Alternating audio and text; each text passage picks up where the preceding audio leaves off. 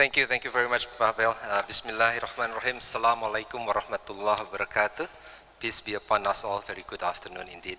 Distinguished Excellencies, distinguished participants, ladies and gentlemen, I'm very delighted and honored to have finally here amongst all of you as we come to the end of our event. I sincerely regret that due to my previous engagement in Rome, made me unable to join you since this morning in this very important forum.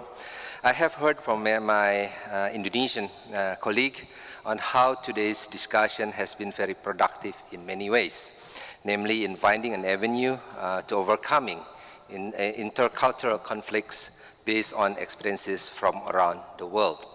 Through mediation, intercultural dialogue, as well as conflict resolution and peace building.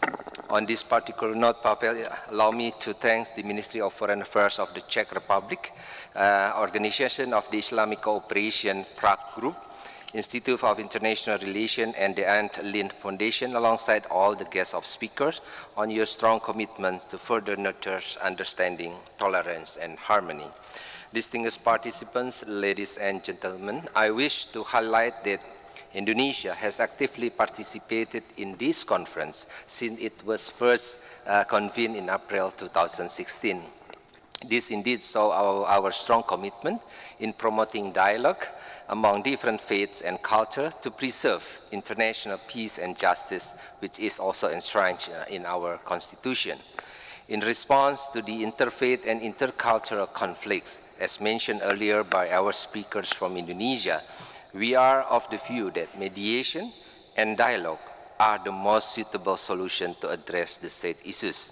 Therefore, interfaith dialogue is the most feasible answer in responding to current global situation and to enhance mutual understanding. In this regard, we believe that religion must be used as a tool to unite, not divide people, since the core teaching of all religions are love, compassion, and tolerance. Our diversity is a given fact, and it should not create a wall and tear us apart. Allow me to share some views in overcoming interfaith and intercultural conflict. First, inclusiveness is the key. We need to start abandon the term of majority and minority. It differentiates us and them. Inclusiveness is the key to integrate people from different faith, culture, and race. It allows all aspects of communities to participate and to contribute in maintaining social harmony. Diversity is a wellspring of progress. Diversity is our asset and not our liability. By cherishing diversity, we complete one another and we can work together in creating harmony. Second, education. Education is an essential factor among the instruments to create respect for diversity and prevent violent extremism. We need to encourage all elements, state leaders, religious leaders, and civil society to prioritize the design of educational curricula that actively promote a coexistence across religions and multicultural understanding. Third, cooperation should be strengthened. Each country has its own unique experience in dealing with the issue of interfaith and intercultural conflicts. This wealth of experiences should be shared through various forms of cooperation. Cooperation is also vital in formulating the peace-building initiative.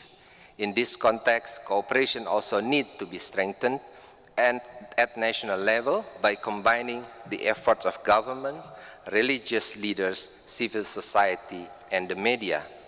Distinguished participants, ladies and gentlemen, the result of our fruitful discussion today should be spread out to our family, friends, neighbors, and societies, because the grassroots level plays an important role in practicing the values to tolerance and inclusivity, and the fact that they are the sole beneficiaries of our effort in discussing the solution in overcoming interfaith and intercultural conflict here. I'm sorry. A short version from cooperation. Cooperation also vital in formulating the peace-building initiative. In this context, cooperation needs to be strengthened at national level by combining the effort government, as I mentioned, religious leaders, civil society, and media. The fact that they are the sole beneficiary, as I mentioned earlier, that the grassroots is the beneficiary effort in our discussion today. I really hope that we can come up with a very concrete action from our today discussion, because we believe that dialogue should be also have a follow-up in a more concrete manner. So as an Indonesian government, we are indeed looking forward to work together with all of you to come up with a concrete program, and we are ready to offer some program indeed if, to share our experiences, how we can create more tolerance and more harmonious society in this world. I thank you very much, Prof.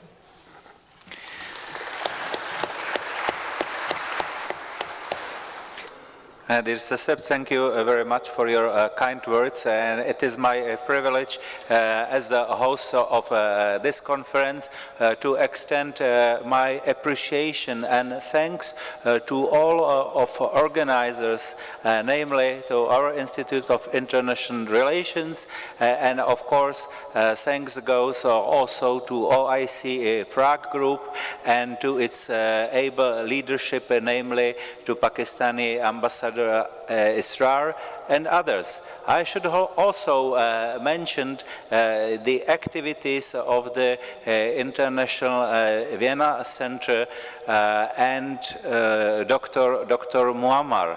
And you have noticed that this year we have inaugurated an Omani exhibition. And this is just another signal that the Czech Republic is willing to cooperate and to engage itself in intercultural dialogue with Muslim world. Thus, we are implementing one of the lessons learned which was noticed during one of these presentations. So we are gathering people from the Muslim world, we are gathering people from the Czech Republic and from other countries just to understand each other better. And of course, this is not an easy task. I remember the first conference was difficult, the second less difficult, and I am very proud to say that this conference is so far the most successful conference.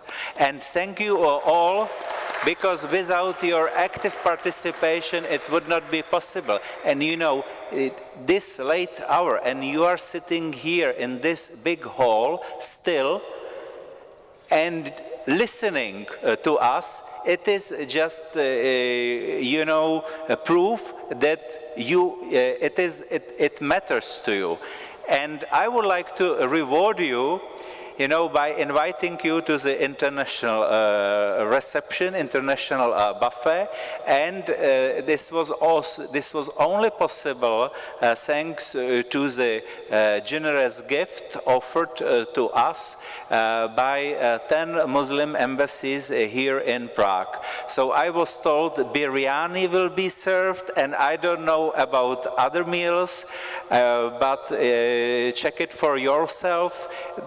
The reception will be organized at the same place as lunch.